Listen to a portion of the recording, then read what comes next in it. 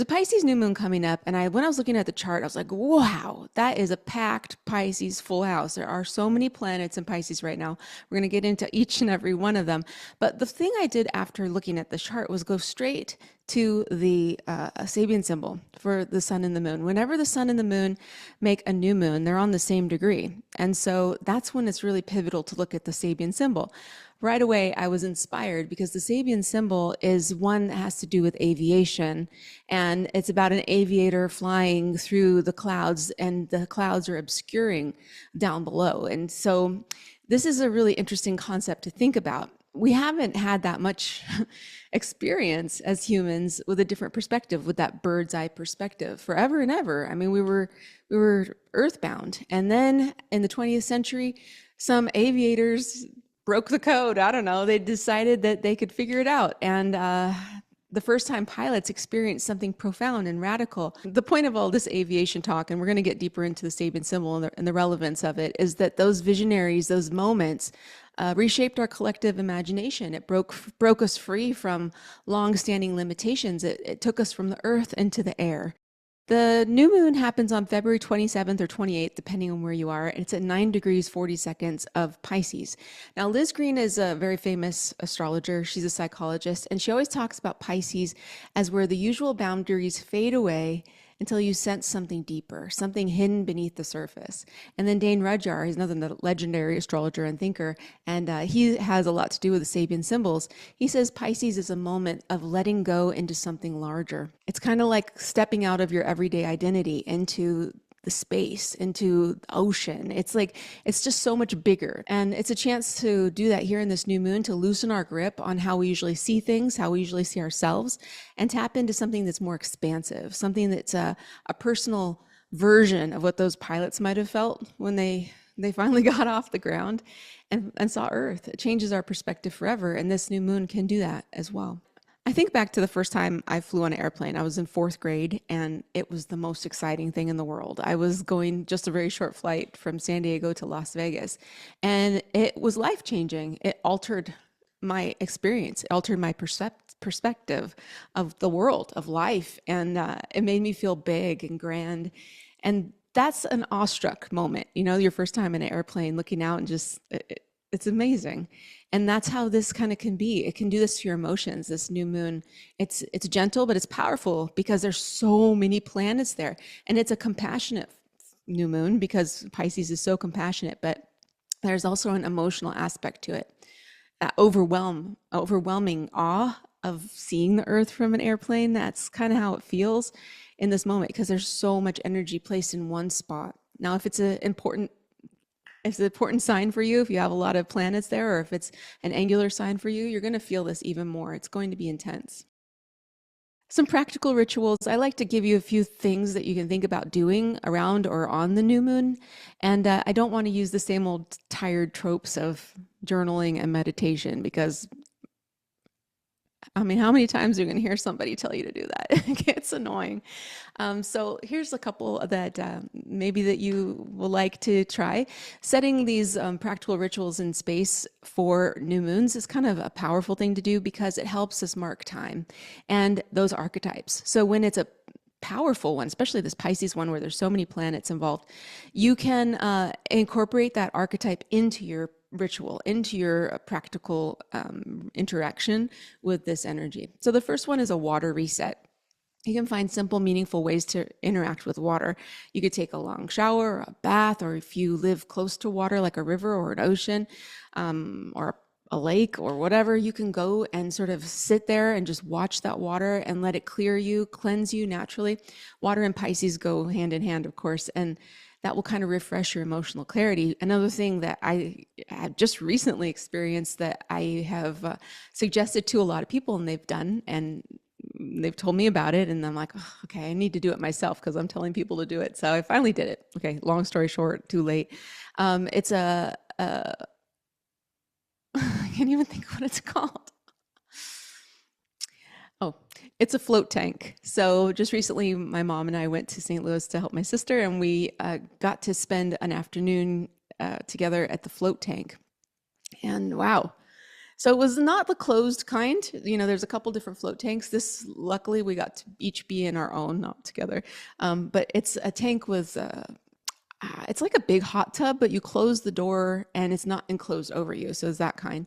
And you close the door and it's completely pitch black. You put some earplugs in, but they put, so water doesn't go in your ears, but they put music through the water if you choose to. And it's about an hour process. And you float because I think it's 10,000 pounds of Epsom salt.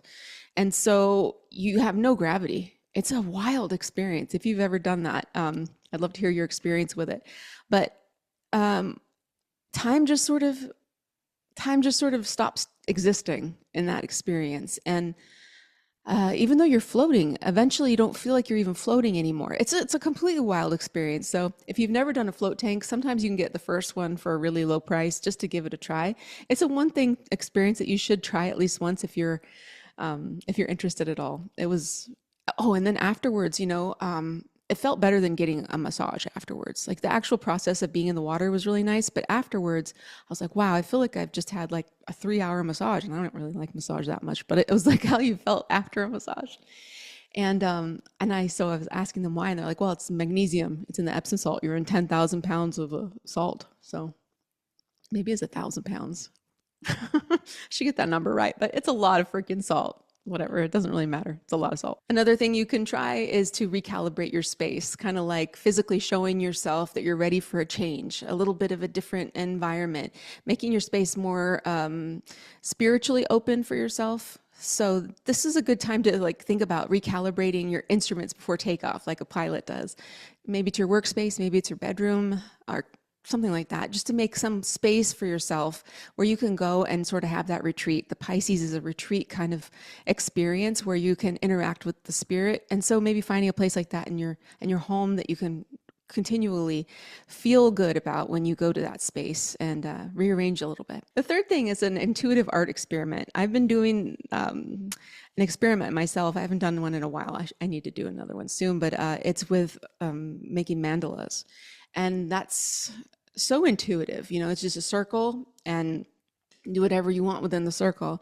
But you can do anything like paint or color or magazine cutouts or anything. You don't have to do a mandala, obviously. Just start with creating something without worrying about it. No pressure. Just make it look how you want it to look. Just let something come out of you that you have no Virgo style control over. It's just an expression of spirit coming through you, letting something reveal itself through your art, through your hands. It could be through music if you're a music kind of person. And you might find this gives you some surprising insights on your feelings that you weren't really aware of. So what makes this Pisces new moon in 2025 so special? There's a lot of moving parts, a lot of planets. There's a pileup. It's called a stellium in astrology. Neptune is there. It's been there for a long, long time, and it's connecting with the North Node. North Node just entered into Pisces Virgo axis, the North Node and the South Node, and that is accentuating that Neptunian Piscean thing. It's almost over. We're almost to the end of that. And then Mercury and Saturn are together. I really like that combination because they're both sort of extreme. Mercury is extremely fast. Saturn is extremely slow. They're on the two edges of the visible planets. And so them together, combining, conjoining, making a combination, it sort of levels them out so they're not so extreme. Mercury can bring that quickness and the curiosity to Saturn, and Saturn brings that depth of knowledge, the wisdom, the slowness, and together they kind of equalize. And I think it's kind of the best of both worlds, Mercury and Saturn. It has its downsides too, but the depth that you can reach and the content that you can get to, especially spiritually at this time, is compelling. So intuition, clarity, and structure needed to make these Piscean dreams come true. So this is one of those moments where a wild idea can actually have legs. You can actually make it work. Now Mars is in Cancer, and we're getting a trine from that. This is cool. This is great. It's an emotional courage. Mars is direct. I'm so happy. I'm so excited. Mars is going direct, and that's going to make it a lot more of a clear version of that Mars in Cancer. It's already, it's got that issue with dignity because Mars in Cancer, it's technically in exile, but it just means that it's got to do Mars things differently. It's more about protection, and it's a little more tender and things like that. So The flowing trine, though, to this new moon is helpful because it gives an emotional power, an emotional courage to move forward. And Uranus is also getting in the mix. You know, that always keeps it unpredictable, keeps it wild and fun and wild and crazy guy. And it's conforming a sextile to this whole sign from Taurus, and that adds a spark, an unexpected je ne sais quoi. From the real world of Taurus that Uranus has been shaken up. So the real challenge from this situation, the only thing that's challenging the whole Pisces lineup, stellium star lineup, is Jupiter in Gemini. Jupiter in Gemini is also a planet that's not in dignity, right? It belongs in Sagittarius. So when it's in Gemini, it's a little challenge. What's so challenging about it? Well, Gemini is quick, curious, wants to know everything, and then expanded by Jupiter. So it can get overwhelming, too much information. So that's really the only challenge. It's squaring up, brings some friction, but squares also make things happen. And that's some mental restlessness we could be having. Overwhelm is what I think basically is could be feeling from that. About communication. Maybe you know that all this Pisces stuff is pulling back. It depends on where it is on your chart. But I feel like Pisces, anywhere that Pisces is in your chart, that's a place where you need to understand that that's a spiritual connection for you. And that's not anything to be, that's something that has to be respected. That's something that has to be respected. Okay, the Sabian symbol for this one is an aviator pursues his journey through the ground obscuring clouds. So this really highlights the importance of trusting our intuition, especially when things aren't clear. We're tapping into the deeper layers of perception, insight, kind of like the pilot does when it can't see the instruments, or in the beginning they had a compass probably, and that's about it. And that's when the visibility drops. We need to have something that's even stronger than what we see. That's what Pisces is. It's beyond what we can see. It's not about escaping reality, which is something that happens with Pisces as well, but gaining a perspective. So that something like the escapism happens when we can't handle the vastness. That's maybe where that Gemini Jupiter square comes in. It's like, oh my gosh, this is too much. Like maybe being in the float tank just kind of blows your mind a little bit. I don't know, something like it's kind of what happened to me. It's like, well, what was that? So handling those things, those life's complexities could be coming through that way. So stepping back, looking at your life from a viewpoint that helps you notice connections, seeing the rivers flow into the ocean eventually. They're not singular, or into a lake or whatever, something like that. You might overthink about things in general, but maybe this gives you a broader viewpoint.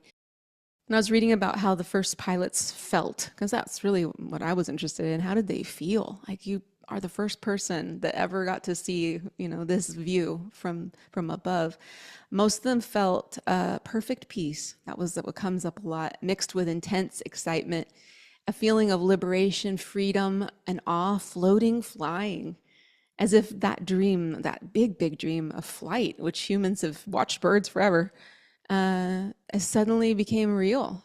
And as they marveled at the landscapes, they saw this world spreading out beneath them. It's their world, our world. And seeing it in a completely different way and experiencing that profound appreciation for Earth's scale, for Earth's beauty. Many aviators could hardly believe they were actually soaring through the air. Like, it's kind of wild if you think about it. It felt exhilarating, but they also said that they felt intensely calm and had a clarity about them in their experience. So this moment could potentially be like that. Opening to intuitive insights, imagination, possibilities, allowing yourself to temporarily rise above your limitations. See yourself more clearly, your life more clearly, more expansively. Going out and doing something that's a little different, that could talk to your spirit. Doing that art thing that's just like, oh, I don't really like to do art, but I'm going to get some crayons, or I'm going to get some paint, or I'm going to grab that guitar or ukulele or whatever. And sort of just experiment and have some fun, have some freedom there. So a way to make it more personal for you is to know your chart, know exactly where it's happening, what house it's happening in, if you have any planets that are going to be connecting to this new moon, because that's an even more powerful reset for you. If it's not connecting to anything particular for you, that's okay too. It's still going to be happening. It's going to be happening in a way that is right for you. That's the way astrology works. It's very much individualized. It's an individuation path. And that's why it's so cool. Sometimes, it's really going to blow your mind, and this might be the one for you. I like you just the way you are. Thank you for being here with me, and I will talk to you next time. Okay.